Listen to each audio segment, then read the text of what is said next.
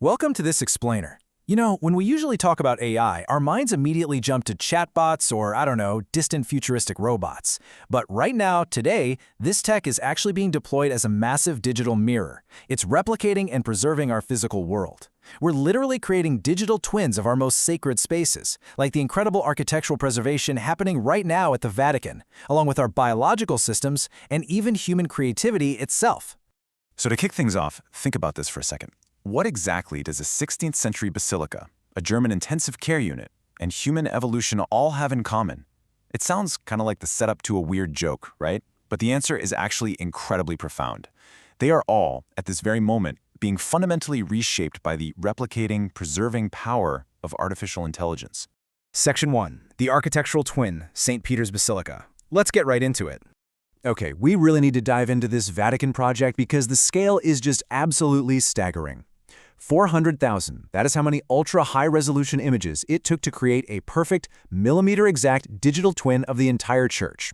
Just picture this scene. For 3 weeks straight, right between 7 p.m. and midnight, they would completely close the basilica to the public. And in that massive, dark, empty 16th century space, teams meticulously flew modern drones, set up cameras, and blasted lasers to capture every single square inch, inside and out. Talk about a wild collision of ancient history and cutting-edge tech. So how do they actually pull this off? Well, the Vatican teamed up with Microsoft and a French company named Iconem. They basically took this massive ocean of data from all those drones and cameras and fed it into AI-enhanced photogrammetry software. And this is where AI is the absolute game changer. It effortlessly knits hundreds of thousands of images together into a seamless, fully explorable 3D environment. And the so what here is huge.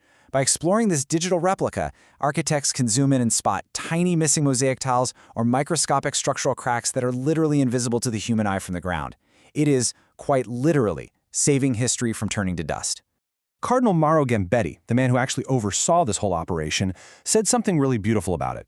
He called artificial intelligence a tool given to humanity to better understand reality. For us, that means looking at AI not just as some cold, energy-hungry calculator, but as a bridge that preserves our spiritual and historical identity, like St. Peter's, so anyone, anywhere can experience it for generations to come. Section 2. The Biological Twin, AI in the ICU. Let's keep moving. So what happens when we point that same digital mirror inward, at the human body? Well, before we look at a specific success story in Germany, we've got to set the scene. Germany is an absolute industrial powerhouse, for sure, but they are facing massive hurdles in the AI economy. We're talking a severe lack of a venture capital ecosystem compared to places like Silicon Valley, plus a cultural and legal fear of failure that just suffocates risk-taking. Add in brutal bureaucracy for startups and big corporations stuck in a not-invented-here mindset. It's tough. But despite those massive roadblocks, localized innovation is still finding a way to thrive.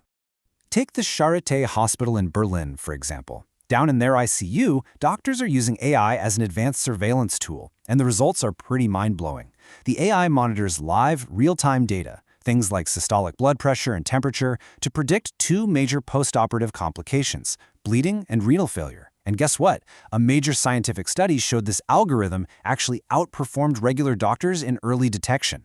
Because the AI is constantly calculating dynamic trends, rather than just waiting for periodic human checkups, it basically gives doctors the superpower of time. It lets them step in way earlier, which, at the end of the day, saves lives. Section 3. The Creative Twin, Synthesizing Art and Music. Let's dive in. All right, so we've covered history with the Vatican and health in the ICU. But what about human imagination? Over in Berlin, artists are utilizing AI not to replace human talent, but to act as a digital collaborator. It all centers around a fascinating new skill set, the art of the prompt. This is where creatives use highly specific, iterative text instructions to steer a generative AI. Think of it like handing a recipe to a genius but highly unpredictable chef. You don't just push a button and get a masterpiece. You have to curate it. You tell the AI what to blend, you tweak the lighting, adjust the features, and actively steer those random outputs until you nail that highly specific vision. The lag time between having a creative spark and actually executing it, it's basically shrunk to zero. This extends into music, too. Artists Matt Dryhurst and Holly Herndon created an incredible AI choir model for London's Serpentine Gallery. First, they wrote a songbook that covered the entire English phonetic language. Then, they recorded 15 volunteer choirs across the UK. But step 4 is the real game changer here. They established a rock-solid protocol for data co-ownership. So instead of just scraping voices off the internet without asking, which we see a lot of, they proactively built a system where the choirs actually own their vocal data and govern exactly how it's used. It's a brilliant, practical blueprint for protecting artists in this age of rampant data scraping. Section 4. The existential twin, scaling to AGI. Up until now, we've looked at highly specialized tools, an AI that maps St. Peter's Basilica, one that monitors kidneys, one that sings. But what happens when we try to build an intelligence that mirrors the entirety of human capability? That is the pursuit of AGI, or Artificial General Intelligence. AI researcher Connor Leahy has a great way of framing this. Look at humans and chimpanzees. We share a common ancestor, right? Our brains have remarkably similar structures, but the human brain is roughly 3 times larger. That relatively small leap in scaling is literally the difference between living in the jungle and landing on the moon. Leahy argues that intelligence is, at its core, just mechanistic problem-solving.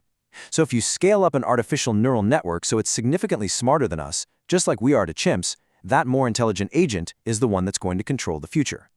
Which brings us to a rather sobering reality check from Leahy. You see, we humans are driven by biology. We care deeply about survival, territory, reproduction. A machine doesn't care. It simply learns patterns to achieve a preset goal. As Leahy puts it, AI systems will not have emotions. They will be more like sociopaths or psychopaths. It's quite the contrast, isn't it? Earlier we saw AI acting as this beautiful spiritual bridge preserving the Vatican. But zoom out to the macro level, and experts are warning that building a godlike, purely mechanistic problem solver with zero human values, well, that's a profoundly dangerous path. Section 5. Regulating the ultimate mirror. Moving right along. So with intelligence scaling at breakneck speed, how on earth do global leaders build guardrails around it? It's incredibly complex and there is absolutely no global consensus.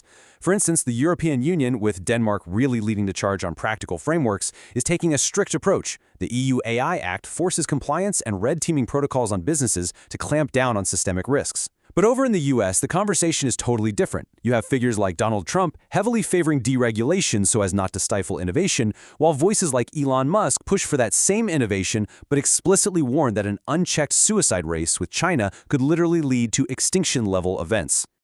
Ultimately, every single regulatory move right now boils down to one massive trade-off: balancing short-term technological leaps against long-term systemic risks.